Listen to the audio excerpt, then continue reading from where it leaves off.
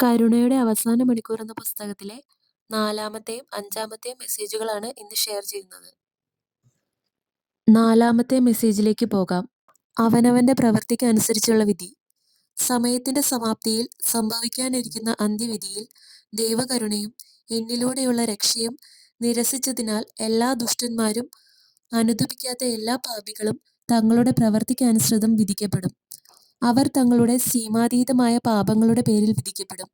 എല്ലാ പാപികളും തങ്ങളുടെ പ്രവൃത്തിക്കനുസൃതം വിധിക്കപ്പെടും. അവരുടെ പ്രവൃത്തികൾ അവരുടെ പാപങ്ങൾക്ക് പരിഹാരം ചെയ്യാനും അവരുടെ ആത്മാക്കൾക്ക് രക്ഷ ഉറപ്പുവരുത്താനും മതിയായവയാണോ എന്നും അപ്പോൾ നിർണയിക്കപ്പെടും. ന്യായാസനത്തിന് മുൻപിൽ നിൽക്കുന്ന എല്ലാ പാപികളും ദൈവസന്നിധിയിൽ കുറ്റക്കാരായി വിധിക്കപ്പെടും. കാരണം അവരുടെ പേരുകൾ ജീവന്റെ പുസ്തകത്തിൽ എഴുതപ്പെട്ടിട്ടില്ല. അവർ അഗ്നിത്തടാകത്തിലേക്ക് എറിയപ്പെടും.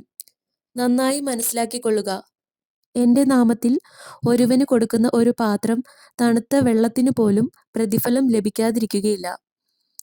ഇവിടെ ഭൂമിയിൽ ചെയ്യപ്പെടുന്ന ഓരോ അധ്വാനത്തിനും ഓരോ കർമ്മത്തിനും ഓരോ പ്രവൃത്തിക്കും അതിനനുസരിച്ചുള്ള പ്രതിഫലം നൽകപ്പെടും. അവയെല്ലാം ദൈവത്തിന്റെ ഓർമ്മ പുസ്തകത്തിൽ രേഖപ്പെടുത്തിയിട്ടുണ്ടല്ലോ. 5-മത്തെ മെസ്സേജിലേക്ക് പോകാം. 2-ാം വരവ്. സത്യത്തെക്കുറിച്ച് അറിവ് ലഭിക്കുകയും അനുതാപത്തെക്കുറിച്ച് ഒരുപാട് കേൾക്കുകയും ചെയ്തതിനു ശേഷവും നിങ്ങൾ ബോധപൂർവം പാപത്തിൽ തന്നെ ജീവിക്കുകയാണെങ്കിൽ പിന്നെ നിങ്ങളുടെ പാപങ്ങൾക്ക് വേണ്ടി അർപ്പിക്കപ്പെടാൻ ഒരു ബലി അവശേഷിക്കുന്നില്ല. ന്യായവിധിക്കും നിങ്ങളെ ദഹിപ്പിക്കാനിരിക്കുന്ന അഗ്നിക്കും വേണ്ടിയുള്ള സംവീതമായ കാത്തിരിപ്പ് മാത്രമേ പിന്നെ അവശേഷിക്കുന്നുള്ളൂ. നിങ്ങൾ എല്ലാവരോടുമായി ഞാൻ പറയുന്നു, ഞാൻ വീണ്ടും വരുമ്പോൾ അത് ഒരിക്കലും എളിമയിലോ ദാരിദ്ര്യത്തിലോ ആയിരിക്കില്ല, മറിച്ച് സർവ്വലോകവും വിറകൊള്ളുന്ന വിധത്തിൽ ശക്തിയിലും പ്രതാപത്തിലുമായിരിക്കും. എൻ്റെ അമ്മ എന്നോടൊത്ത് ഉപവിഷ്ടയായിരിക്കും.